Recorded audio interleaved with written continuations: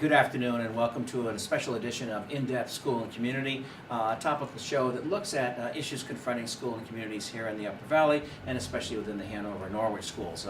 It's my great pleasure to have with us again Dr. Christine Medora. Thank you for coming. Thank you. Dr. Medora is a physician here in town, and she's been working with us in this process of looking at physical education, physical fitness, health, wellness. I mean, all of those things rolled into one.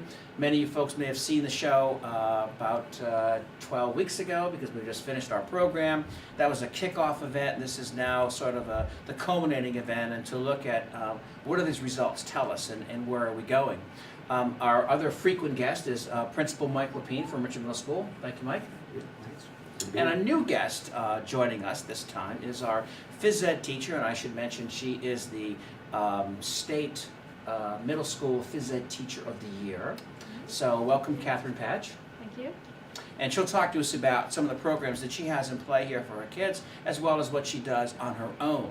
And again, as we've said in the other shows previous to this, that it's about what you do every day and how you do that in relation to your job or your activities. And so you have to create a balance or a series of balances, if you will. And we'll get into some of those things as we begin the show. So let's first start with Mike.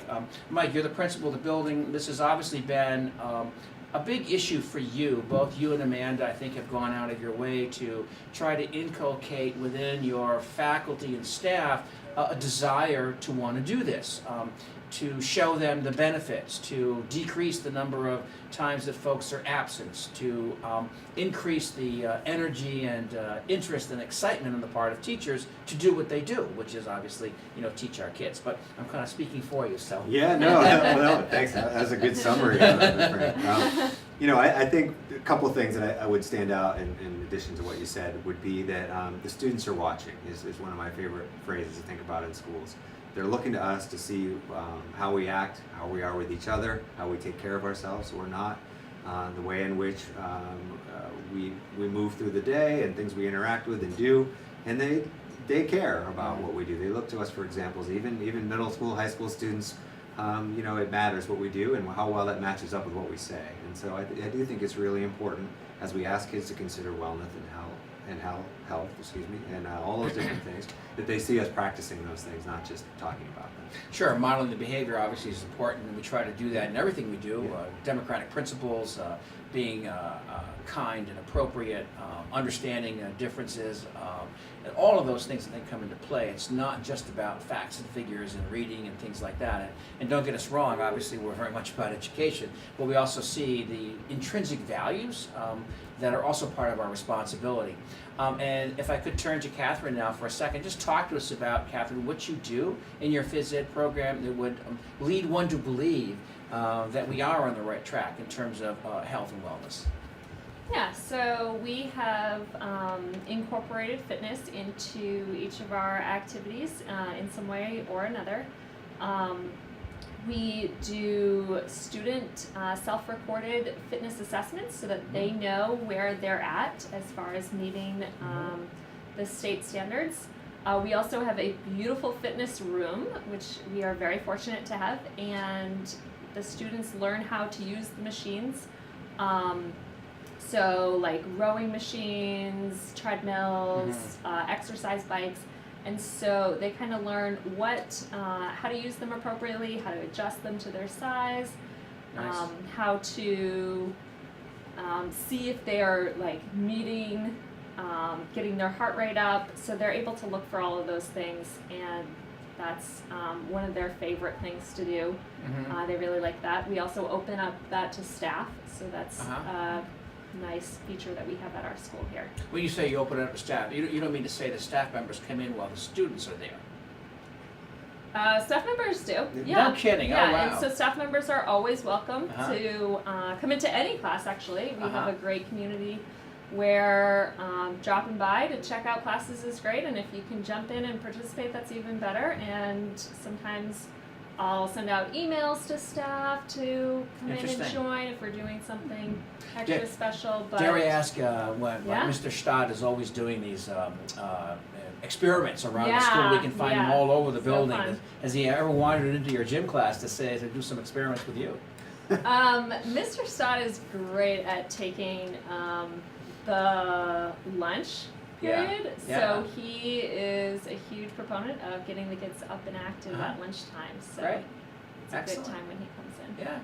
Dr. Medora, I know you've been on the show before and you've talked to us about some of the background, and I think it'd be interesting for our viewers. We were just having a private conversation, you, me, and Mike, about sodium levels. So again, there's a lot of nuances that go into this. It's not just about, like Katherine had talked about, the program and the exercise and the balanced nutrition, but there are a lot of nuances that have to be taken into consideration. So talk to us about this issue of sodium.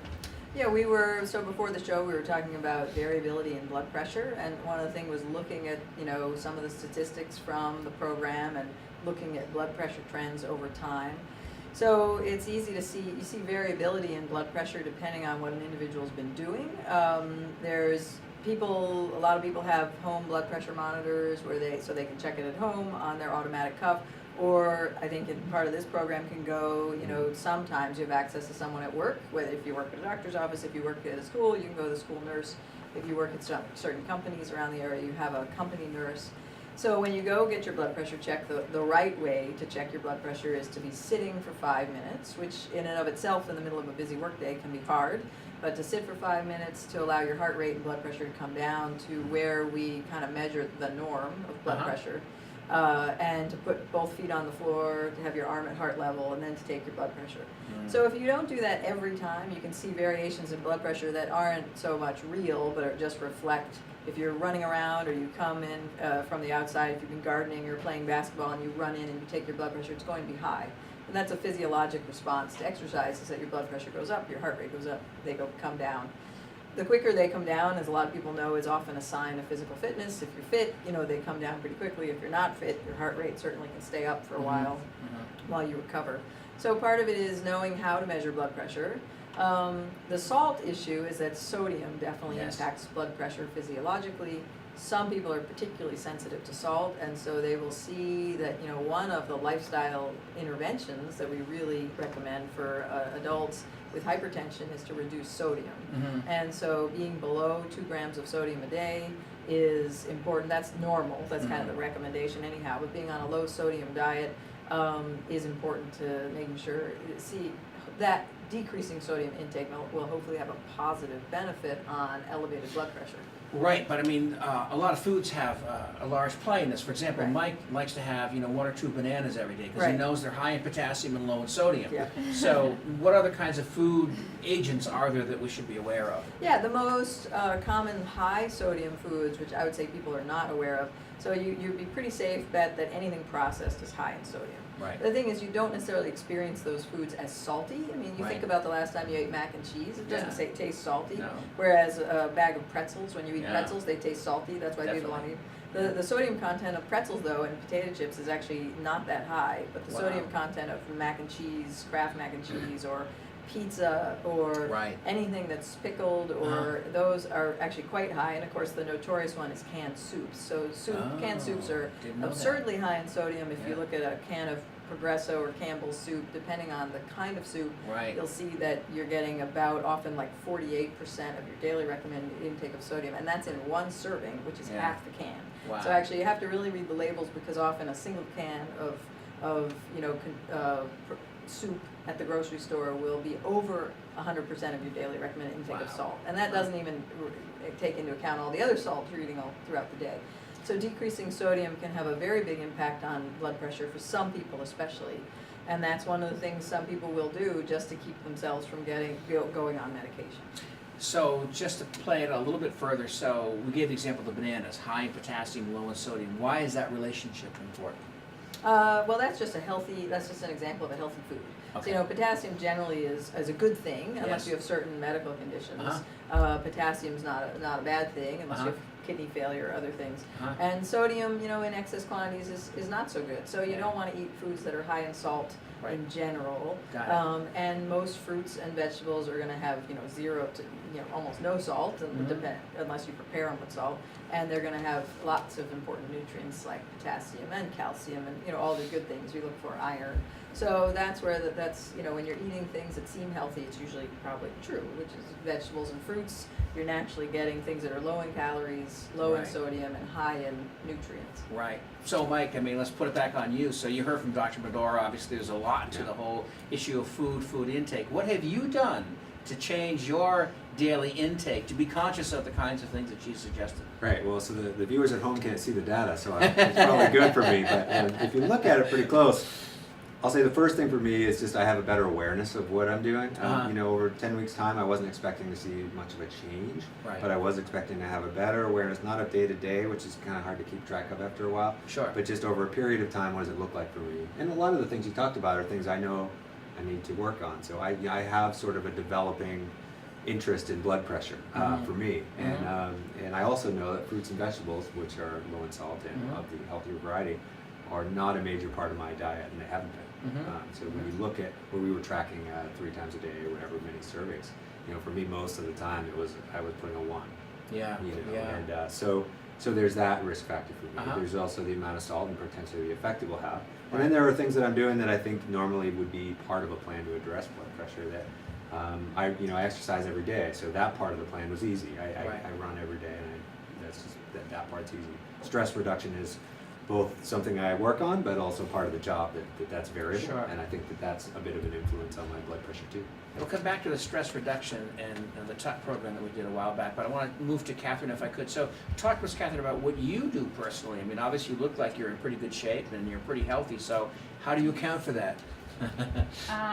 So I'd say exercise is a part of daily life. And then also eating healthy. I grew up on a farm, and eating local and things that we raised on the farm is pretty standard still to this day. And so things that I'm working on are the sleep. It's hard for me. Going to bed at the same time, getting up at the same time, even on the weekends, is something that I'm working on. But as far as getting the exercise, that's not as hard, and then Well, that's good. So I'm pick up on Catherine's comment about the sleep. So talk to us a little bit about sleep patterns, and I think we talked a little bit about this last time in our show, and so Mike and I might say, okay, we have a pattern. We go to bed between 10 and 10:30, and we're up between 5:30 and 6, every day. But the reality is, what happens between 10 and 10:30 and 5:30 and 6 is not always the same. Sure. So in many cases, it's a fitful sleep because there was a lot of issues at school, or who knows what. And so, yes, we may have been asleep all that time, but it was a very light sleep. We weren't in deep sleep, so we're not really waking up refreshed. I mean, those are all things to consider, not just the fact that, but I went to bed at 10:30 and I slept till 5:30. Isn't that good? Sure, and I think that it is a little bit of a circle in that there are a lot of reasons people don't sleep well. And as you said, there's stress. Insomnia, unfortunately, is a very common issue that people develop as they get older, and it's certainly a very common issue in geriatric patients and adults as we get older. And one of the things that probably has a positive impact on sleep is exercise, and so exercising during the day has been shown to be good for sleep, not within 2 hours of going to bed. That can actually have a negative impact on sleep, so you don't want to exercise right before bed because you get all those endorphins going, and that's not good. But exercising early in the day and exercising throughout the day, being more physically active, is going to have a benefit to sleep. So part of it is being active during the day. Sleep patterns will certainly vary, and some people have insomnia, some people can't fall asleep, other people can fall asleep, but then they wake up in the middle of the night and have difficulty getting back to sleep. And although there are medications available, most people want to do it without medicine, and the medicines have, definitely lots of downsides. So again, eating healthy, avoiding caffeine after 2 o'clock in the afternoon is very important to not getting insomnia. And also, exercising, and all those things will tend to help sleep. And if you're still having a hard time sleeping, then there may be other medical things that are going on that need to be checked out.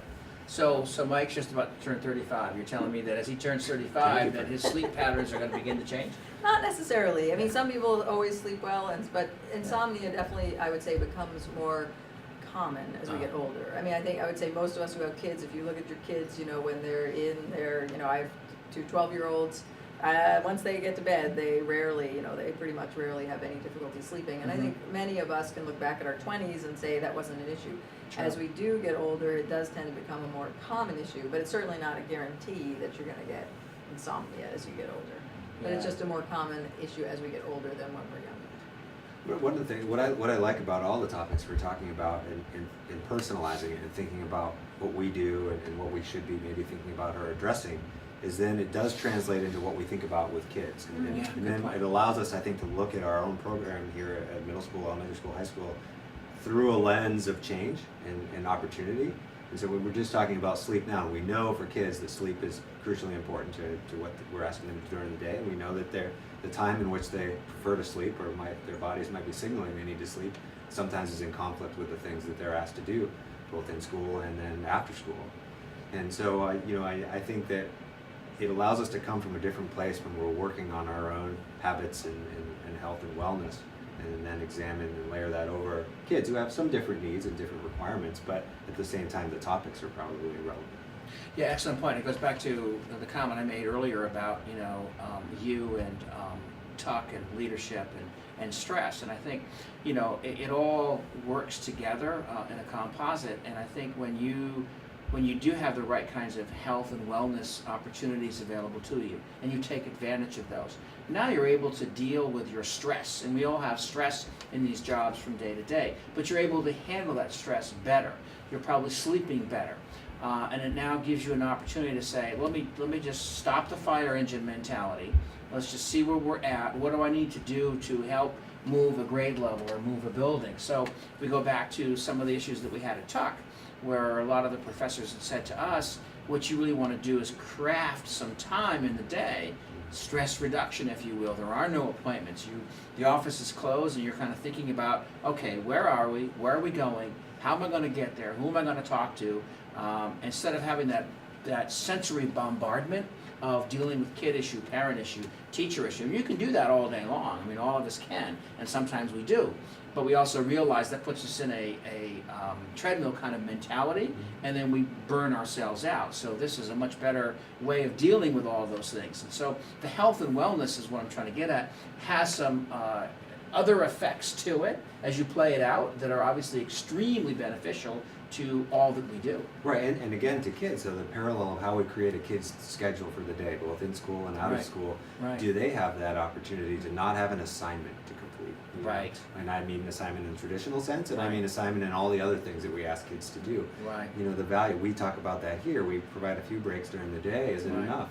Right. Recently, I was a 6th grader for a day and a 7th grader for a day. Sure. And it sort of reoriented me towards the idea that 5 minutes between classes, which seemed like to the adults would be a lot of downtime, a lot of opportunity to socialize and hang Yeah, out, is really not 5 minutes. Yeah. When you're getting from place to place, when you're transitioning from French to math, Yeah. when you're trying to remember what's my homework tonight, did I write that down, what books do I need Exactly. for my next class, where do I need to go, what do I need to do before I get there? Yeah. The kids don't have downtime, Right. and maybe they need more of that structured Yeah. into their day. Yeah. Catherine, when you look at the program that you do, I mean, what are the considerations that you have? I mean, without putting you too much on the spot, but are you concerned about weight? Are you concerned about bouncing your step, if you will? Are you concerned about resting pulse and blood pressure? What are the concerns that you have, and how do you go about making sure that they are maintained in an appropriate way? Yeah, so I think that, again, we are incredibly fortunate to have a group of students who are incredibly healthy. They are they're playing sports after school. They're going skiing with their family. They are doing all of these pretty neat things. And so the physical fitness part of it is less of a concern to get them into shape. It's more of a let's build this as a habit. Right. And then let's also teach them ways that we can show a variety of activities that they may not have thought of. I know recently we set up fitness stations. Yes. And at the end, as part of the debriefing, I had them raise their hands and say, which one of these could you do at home? And essentially, with modifications, you could do most of them at home. And Sure. so it was really important to have them click with that, like, oh, you know, like if I don't have like a jump rope at home, I could still jump. Or if I don't have this piece of equipment at home, I could still do this with this modification. We also teach lots of body weight exercises, like hotel workouts. So if you don't have any equipment, then you could still do the workout at home just to get some exercise to get stronger.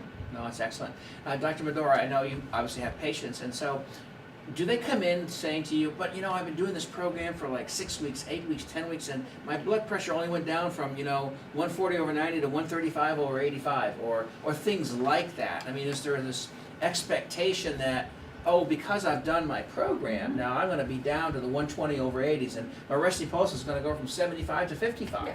Sure, I think they probably less expectation in blood pressure as for weight. You know, people really, the thing we run into the most in adult medicine, I would say, is that people will be discouraged if they're not losing weight as they hoped or anticipated. And you know, that's a tough issue, and there are a lot of people, there are a lot of reasons why people may not lose weight on the trajectory that they hoped. You know, the most common reason I would say is underestimation of how many calories you're taking in. And the reality is, you know, we eat more calories than we really were kind of designed to. You know, the American diet does not have very good credentials when it comes to content and calorie, and that is changing. I think a lot like smoking. I think the culture around the foods we eat and the portions we eat is actually starting to slowly change. A lot of corporations are getting behind a lot of that. So the hard part is, you know, if you are supposed to be eating 2,000 calories a day, and you need to cut, you know, maybe 500 calories or 250 calories to start to lose weight. Well, if you were starting at 3,000 calories a day, you know, cutting back is important, but getting down to where you thought you needed to be may be hard, and it feels really different for a lot of patients as they start to decrease calories.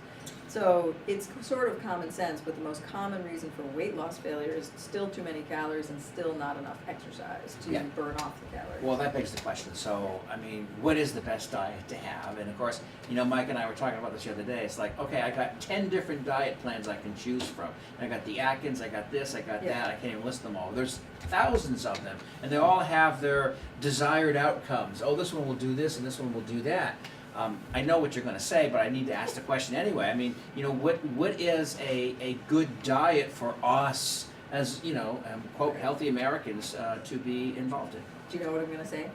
I think so. What do you think? So what do you think? You're going to say it's probably 3 meals a day, and it's moderation, and you don't have to ascribe to any one particular diet. That's pretty well on target. I would say that that's correct. It's all about moderation. But it's, I think if you can keep in mind a lean protein, high fruit and vegetable, and whole grain, I think that's really the key. And I do think people get a little stuck on, Atkins or South Beach, or which is the right diet. Right. But if you actually look at it, it's generally decreasing portion sizes, and that is very tough. You know, like a portion of protein, like steak, is usually the size of the palm of your hand. If you ever meet with a nutritionist, the first thing is it's really depressing to most people. So look at what a portion size is. You're like, really? That's all I can eat? So it's small. It's a lot smaller than most of us are used to eating. And so it's decreasing portion sizes, lean proteins, and whole grains. So you really shouldn't be eating the white bread stuff.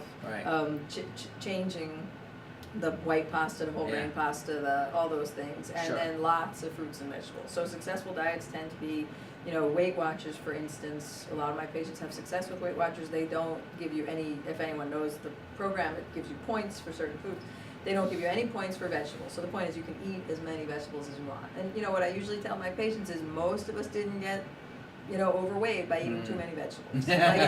So it's basically, you know, lots of fruits and veggies and decreasing the carbohydrates and decreasing the portion sizes. So. Well, how would you respond to this? Catherine has a contention. She came to me and Mike the other day, and she says, you know, I got it all figured out. You know, I'm doing the Mediterranean diet because that's supposed to be the best diet in the world. Mediterranean diet's awesome. Mediterranean diet's good for weight loss, but it's actually been shown to decrease the risk of cardiovascular disease. And that's what's so big about the Mediterranean diet, is that a diet that's high in olive oil, Yeah. and it does include some cheeses, but you can't kind of go whole hog on Right. the cheese. Mediterranean diet doesn't mean you can eat as much cheese as you want, but it's great. Farm fresh. It's been clearly shown to decrease the risk of cardiovascular disease, Uh-huh. and so it's a terrific. It's a terrific diet. Absolutely, I think it's great. As listening to these things, I continue to wonder what are the radical changes that an organization like ours, as a school district, could take on to really promote staff adopting a healthy lifestyle and show that there's support for that. For instance, making a certain kind of diet available free of charge as an option for lunch. Mm-hmm. Would taking our salad bar and saying to staff, any of you would like to take advantage of the salad bar during the day, go for it. Yeah. Would that promote a change Wow. in habits? Now, there's a cost involved, and Sure. some people in the community say, free lunch, but Yeah, at yeah. the same time, what does it take to have a group of very busy people who Yeah. know most of these things, and have heard them before, and probably will hear them at their next health Mhm, appointment, mhm. but helps move change, and sometimes it's something like that, or maybe it's, in a building where everyone has a job during lunch, finding a way to free people up so that they can take the walk out in the woods or around the building a few times, rather than having a specific duty they're assigned. That's an important point, and your building, more than any other building in the district, has taken advantage of that, mentality. I mean, you've got folks, probably through Abby and others, and Catherine, obviously, doing the walks, doing the steps, and I mean, you've got a variety of programs going on here. Just tell the folks what the percentage is, if you will, in general terms, about faculty being involved in the various kinds of things that are currently in play. Yeah, well, as you mentioned, there are a lot of different things. I mean, Catherine's organizing a staff family climbing night on the rock wall and through some of the elements as an Yeah. example in an afternoon coming up. I would say at any given time, there's probably a quarter of the staff involved Yeah. in something we have going on, and who they are shifts a little bit depending on what's offered. I think it often comes down to people's schedules, of course, and other commitments that they have, Yeah. more maybe so than interest. Uh-huh. There's always a lot of interest, but where does it fit? Right. And I think time is always the most expensive unit in a workplace. Sure.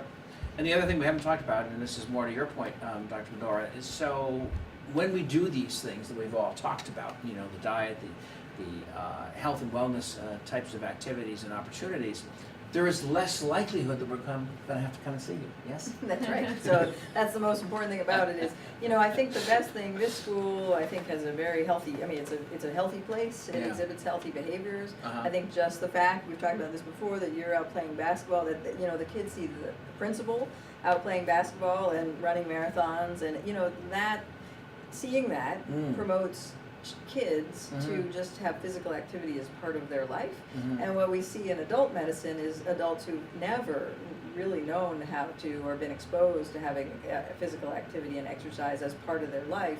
And so that's probably the single best thing you can do. And yes, it all helps prevent diabetes and hypertension and heart attack and stroke. And that's really the end game, is Sure. staying healthy, but also feeling better throughout your life by doing these things and staying healthier at the same time. Yeah, more life to your years as opposed to more years to your life. Kind of Yes, thing. exactly. That's right. The other interesting point too, and there's a financial consideration for us, because we pay an arm and a leg for our healthcare providing for all of our staff and all of our buildings throughout the district. And so when these kinds of things come into play, there is less likelihood we come to see you. There's less incidence on the healthcare program. And as a case in point, this last year our healthcare rates went down by 2% as opposed to going up usually at double-digit rates. And I'm sure that has not completely, but has something to do with the number of folks who have taken this health and wellness issue seriously. And so as you decrease that incidence, you're saving money for the district. And Mike will quickly tell you that it's less teachers being out for health-related issues. They're in their classes. It's less money he has to spend for substitutes. His teachers have more energy, more excitement. They come to faculty meetings more energized, as opposed to, hey, come on, it's 4 o'clock. Yeah. Yeah, well, I think the opportunity cost of no matter how good a sub is, and we have some great ones, Yeah. they're not the classroom teacher. And Excellent so, point. every day that they can be in their classroom rather than being out sick or somewhere Yes. else Yes. dealing with a medical concern is a better day for the kids in the class. I think it also builds the staff morale. Over the past couple of years, our staff Good morale point. Good has point. increased tremendously. And I think part of it is because we're building in these wellness features that are are really fun and brings us together, and so that's one of the major things as part of wellness, including that enjoying being at work and enjoying your coworkers' company. It's really important. Yeah, you just reminded me, I just had a conversation with our SAU chair, Carrie Callahan, and we're talking about the upcoming retreat. And so one of the comments that kept coming back in the conversation was values. You know, what is it that we value and how do we share those values? And so, and you, both of you said this, it's about the kids and it's about creating an environment where those values are being displayed, are being modeled, and kids are in a position to be able to see, share, and understand different lifestyles, different approaches, and that's all an important part of what we do. It's not just about reading, writing, and arithmetic. And I think sometimes we get too focused on that and not enough attention to these kinds of issues, which are, again, lifelong and obviously of major concern to us. We're kind of running out of time here, so last comments from each of you. We'll start with you, Dr. Medora. Yeah, I think you said it all, which is just really healthy kids make healthy adults, and so I think it's quality of life, and I think this school is doing a fantastic job at promoting those things. Yeah, thank you. Catherine? Thank you for having me, but I think this is a really important topic that we continue to look at, and it's been really fun having it a focus in our school. Yeah, Mr. Arm as Yeah, principal. and the last thing I would say to add to both of those points is it's great to be in a place where we have the community support and the support of the school district to pursue these things and create time for these things, because as I said, time is really sort of the challenge often for professionals, and I think the Sure. more we create time, it shows that it's a priority, the more that does all the things that we just talked about. Well, thank you all. Really appreciate this. I hope our folks enjoy the show. Stay tuned. We hope to have other shows similar to this in the future. But again, thank you all for this very special edition on health and wellness here in SAU 70.